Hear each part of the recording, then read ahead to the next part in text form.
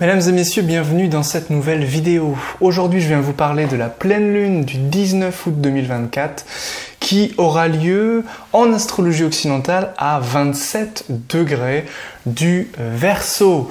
Alors le Verseau, on le sait, c'est un signe qui est de qualité élémentaire chaud et humide. Donc on est sur quelque chose qui monte, si vous faites un petit peu d'alchimie, vous savez peut-être que l'élément de l'air est un des éléments qui monte le plus, qui est le plus haut possible. Et si vous faites par exemple de l'astrologie horaire, vous savez que si vous recherchez les objets dans les signes d'air, que cet objet est dans un signe d'air, vous devez chercher plutôt en hauteur plutôt que dans un sous-sol ou par terre. Donc ça veut dire que le Verseau est un signe où l'on s'élève, c'est un signe où effectivement chaud et humide, ça nous renvoie à Jupiter, et Jupiter, ça nous renvoie au caractère social, au caractère vraiment d'épanchement, de croissance. Voilà un petit peu des traits que va partager le Verseau, notamment avec la Balance ou avec les Gémeaux, puisque ce sont les trois signes d'air, c'est-à-dire les trois signes chauds et humide. Dans cette vidéo, on va donc approfondir un petit peu cette pleine lune. On va également, dans une seconde partie, parler un petit peu de l'astrologie indienne. Et j'en profite pour vous partager ici l'idée que je propose pour la première fois un webinaire gratuit en astrologie indienne. Donc si jamais vous connaissez déjà l'astrologie indienne, venez, vous allez apprendre des choses, vous allez apprendre une méthode pour interpréter un thème, vous allez apprendre le génie de l'astrologie indienne que sont les demeures lunaires qu'on appelle les nakshatras, il y en a 27, ce sont des constellations tout simplement. Et puis on va également finir le webinaire en parlant des nœuds lunaires. Donc si ça vous intéresse, le webinaire gratuit aura lieu donc le 7 septembre à 19 h. Je vous mets le lien en description si vous voulez vous inscrire. Il n'y aura pas de rediffusion possible, donc si vous vous inscrivez, je vous invite fortement, évidemment, à venir. Allez, on va commencer donc avec cette pleine lune du 19 août. Comme je disais, à 27 degrés du Verseau en astrologie occidentale, ou dite astrologie tropique. Et puis on va regarder, comme j'ai l'habitude de le faire, vous savez, pour un petit peu une guidance ou un petit peu une lecture inspirée, disons, regardez le degré symbolique de la Vola Sphera. Et donc, lorsqu'on regarde ce degré symbolique, on va pas spécialement lire le commentaire de Séphariel, on va se laisser, disons-le, inspirer, on va se laisser inspirer par cette image. L'image est la suivante, une coupe, un jeu de cartes et des dés.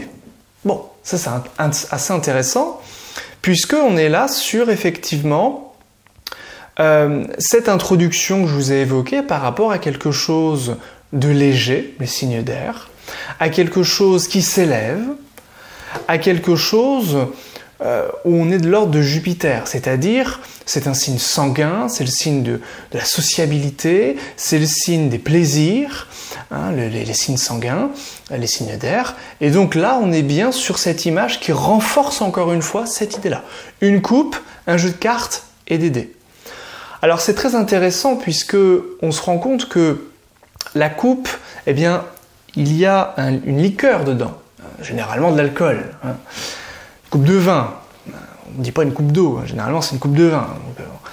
Et un jeu de cartes. Le jeu de cartes c'est quoi ? Ça peut être tout à fait, lorsqu'on distribue des cartes et qu'on regarde les cartes que l'on a, il y a une grosse part de hasard.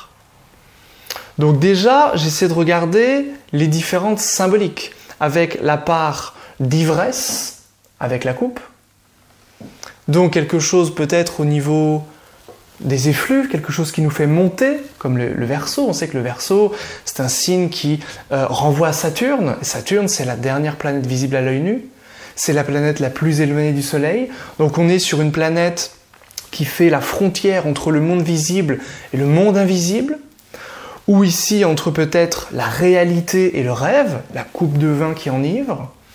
On peut être aussi avec Saturne dans la frontière entre le vivant et la mort. C'est pour ça que c'est une planète qui régit la mort, Saturne. C'est aussi la planète qui régit la folie et le génie, Saturne en Verseau, qu'on a un petit peu remplacé par Uranus, mais à la base c'est Saturne. Et le jeu de cartes, les dés, on est sur quelque chose au niveau du hasard.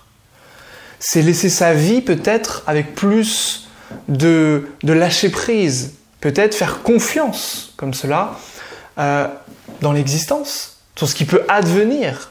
Donc je vous invite, à travers cette image de la Vola Sfera, à cette petite guidance intérieure, toute simple, sans prétention, à peut-être vous laisser aller, évidemment, en vous modérant un peu sur la coupe.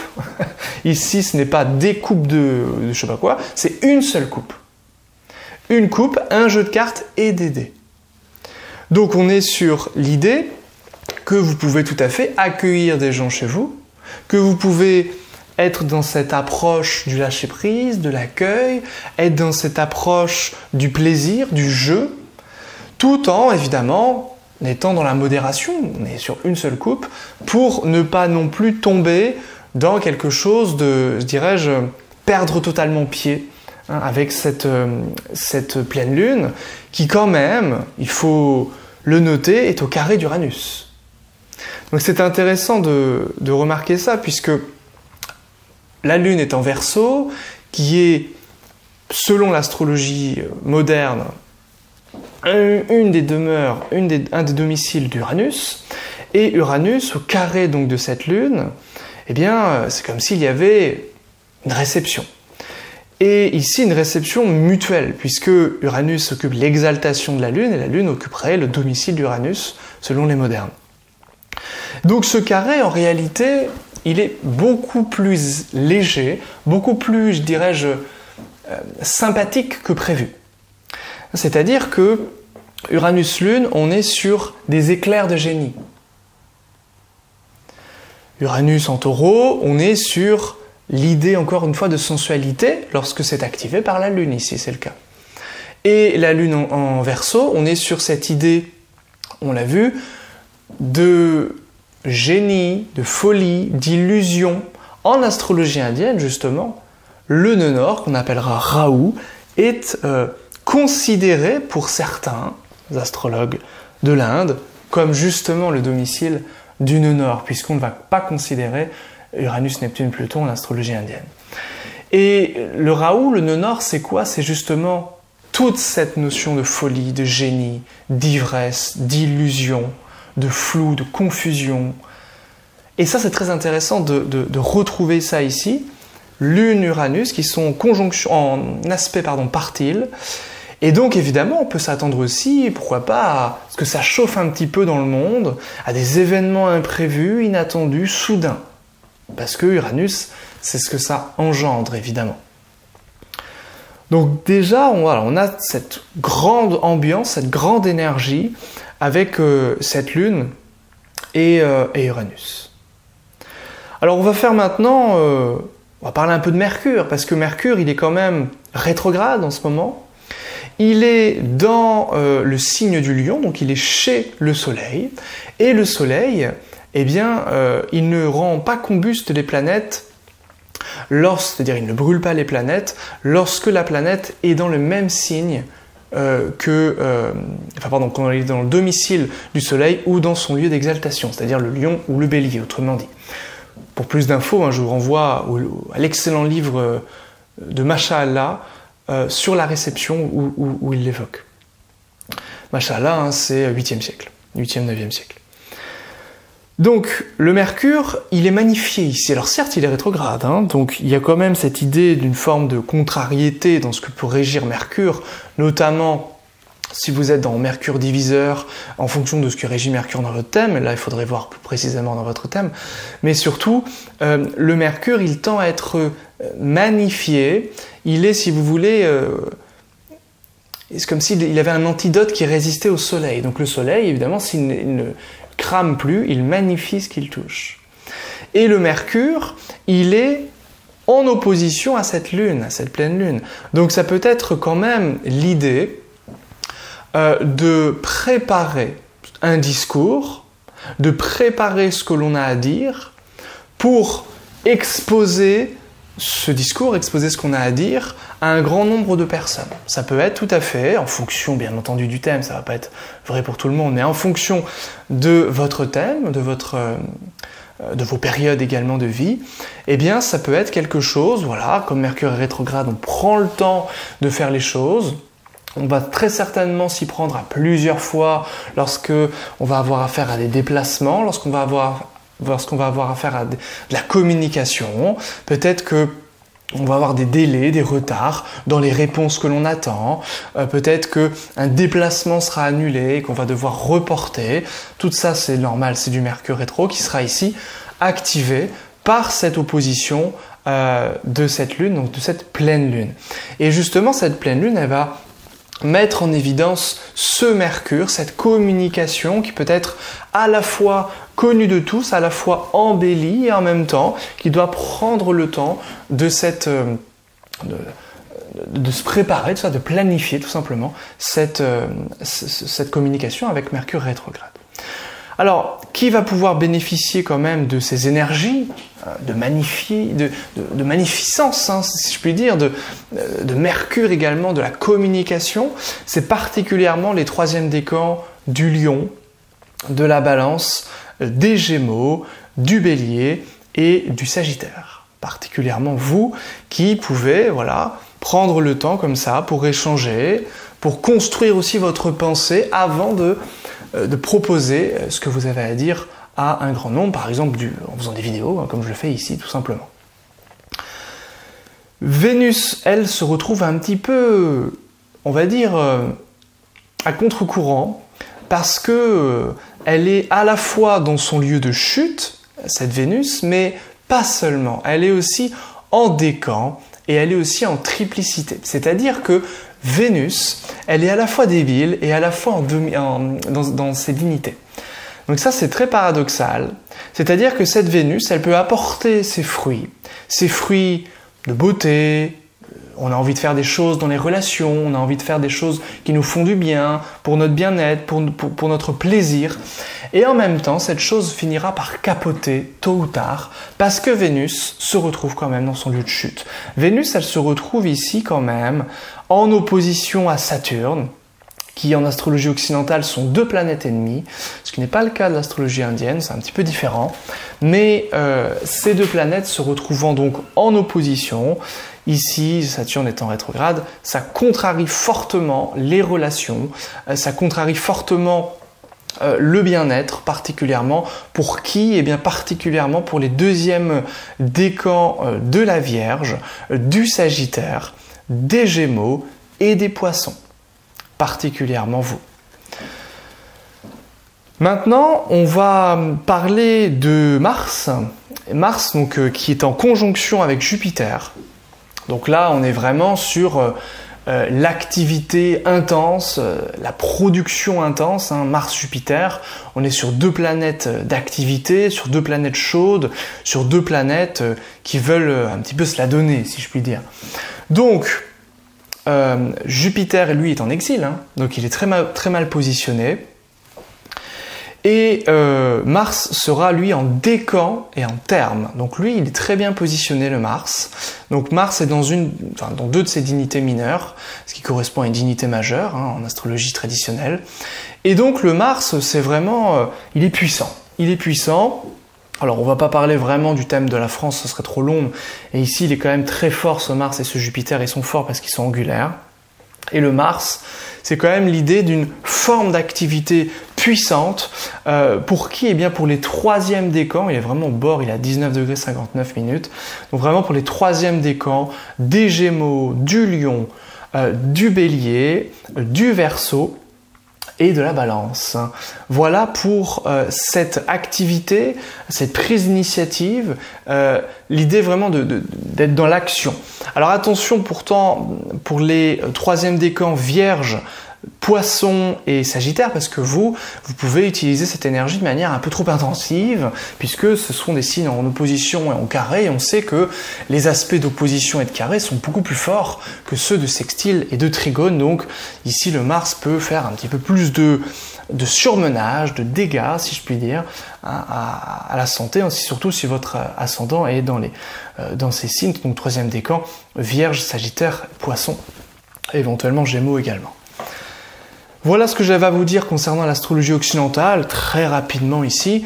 Et alors, en astrologie indienne, eh bien, cette lune tombe dans le nakshatra, justement. On en parlera un petit peu de ces nakshatras si vous ne connaissez pas tellement lors du webinaire gratuit. Donc, si ça vous intéresse, n'hésitez pas à vous inscrire encore une fois pour rentrer vraiment au cœur de cette astrologie indienne qui paraît peut-être un peu compliquée, qui paraît peut-être un petit peu exotique, un peu ésotérique. Mais sachez qu'effectivement, il y a une astrologie savante, il y a une astrologie où on peut rentrer dans toute la complexité du sanskrit, de l'Inde, des yogas, des nakshatras, etc.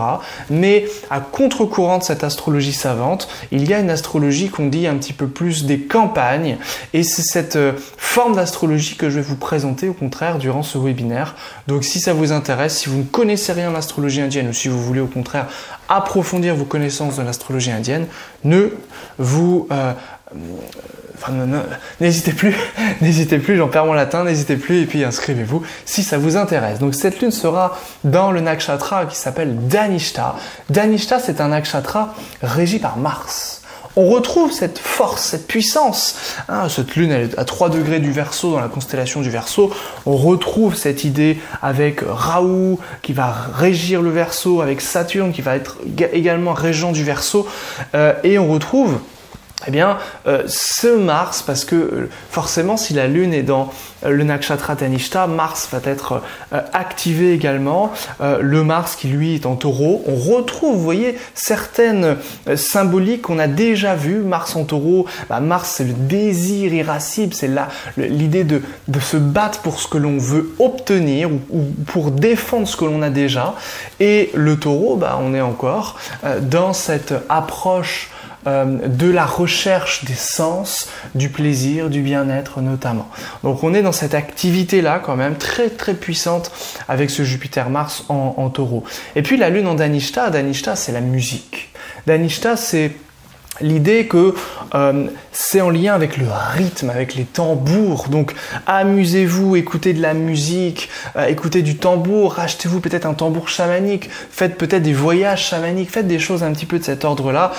Ça va vous faire du bien, surtout pour les Verseaux, pour les Lions, pour les Taureaux, pour les Scorpions. Ça va vraiment être bon pour vous. Mais aussi, pourquoi pas, pour tous les autres constellations. Si vous êtes ascendant Verseau, cette pleine lune peut concerner votre santé. Donc attention un petit peu à cette santé. Si vous êtes ascendant Poisson, cette pleine lune peut nous renseigner sur des choses qui découlent, qui proviennent un peu du passé, qui peuvent ressurgir un petit peu. Si vous êtes ascendant Bélier, enfin un petit tour d'horizon comme ça, cette pleine lune peut mettre l'accent sur vos amis, sur votre réseau social. Si vous êtes ascendant Taureau, cette pleine lune peut mettre l'accent sur votre carrière. Si vous êtes ascendant Gémeaux, en astrologie indienne bien sûr, eh bien cette pleine lune peut mettre l'accent sur des voyages, sur des études, sur la philosophie, sur des compréhensions mystiques. Ou sur votre père. Si vous êtes ascendant Cancer, eh bien cette pleine lune peut vous faire rentrer au plus profond de vous-même. C'est très bon pour vous, pour l'introspection par exemple, pour aussi peut-être changer des petites choses dans votre quotidien. Si vous êtes ascendant Lion, eh bien cette pleine lune met l'accent sur vos relations. Que ce soit des partenariats, des collaborations, que ce soit les relations de manière générale ou plus particulièrement vos relations amoureuses. Ascendant Vierge, cette pleine lune met l'accent sur votre santé, sur les petites choses du quotidien, sur le service éventuellement, sur les animaux de compagnie si vous en avez. Il faudrait évidemment approfondir la question en fonction de votre thème et de vos périodes de vie. Si vous êtes ascendant Balance, cette pleine lune, eh bien, vient nous parler des enfants, si vous avez des enfants, ou du flirt, ou justement des plaisirs, plus que n'importe quelle autre constellation ici. Si vous êtes d'une constellation de ascendant Balance, ça c'est très important, cette pleine lune pour vous, au niveau des plaisirs, ici qui seront quand même assez favorisés. Ascendant Scorpion, ça mettra l'accent sur votre mère, ça mettra l'accent sur votre logement, sur votre intériorité. Très bon aussi pour vous de faire peut-être des découvertes sur l'histoire, sur l'ADN, c'est-à-dire de quelle origine vous êtes, et faire un test d'ADN pour savoir ce genre de choses, pour travailler sur l'histoire, sur l'archéologie, sur les choses du passé de manière générale. Si vous êtes ascendant Sagittaire, eh bien cette pleine lune tombe dans votre maison 3, donc ça mettra en évidence peut-être des déplacements avec la lune en maison 3, peut-être aussi une difficulté de se concentrer. Et en même temps, un besoin fort de se concentrer peut-être pour finaliser des choses importantes dans votre existence. Et puis ça peut mettre également l'accent sur la fratrie, s'il y en a. Et puis enfin, pour les ascendants Capricorne, eh bien cette lune mettra l'accent sur l'aspect financier, et plus particulièrement sur l'alimentaire. C'est-à-dire qu'il peut y avoir des petites pulsions au niveau de l'alimentation, et donc vous pouvez être amené comme ça au cours de ce mois d'août, entre le 19 août ici et le 17 septembre, donc la pleine lune va avoir une répercussion jusqu'au 17 septembre, eh bien cette idée de restriction alimentaire et de pulsion alimentaire, ça peut être un petit peu faire yo-yo pour vous les ascendants Capricorne à ce moment-là. Voilà ce que j'avais à vous dire concernant cette vidéo. Écoutez, de manière très sommaire, sans prétention. Et donc si ça vous intéresse, n'hésitez pas encore une fois à vous inscrire pour participer au webinaire gratuit donc au début septembre. Et puis n'hésitez pas à partager la vidéo, à vous abonner. On est bientôt 10 000 sur la chaîne. J'ai fait une petite pause, vous avez vu, j'ai du mal à tourner en ce moment puisque j'ai ma fille à 24 heures sur 24, là, elle est en train de faire sa sieste. Donc j'ai moins de temps ce mois d'août. C'est aussi les vacances un petit peu pour tout le monde, donc je me suis permis de lâcher un petit peu, de lever un peu le pied. Si ça vous intéresse, abonnez-vous, il y aura plein d'autres vidéos, je vais essayer d'en publier de manière un petit peu plus fréquente et puis voilà, de manière peut-être un peu plus légère aussi et ne pas faire que des vidéos sur l'astrologie mondiale, des choses qui peuvent souvent être un petit peu anxiogènes. Je vais essayer de faire des vidéos un petit peu de toutes sortes pour tout le monde, pour faire plaisir un petit peu à tous et pour que ce soit un peu plus léger également. Je vous remercie et je vous dis à très vite. Ciao.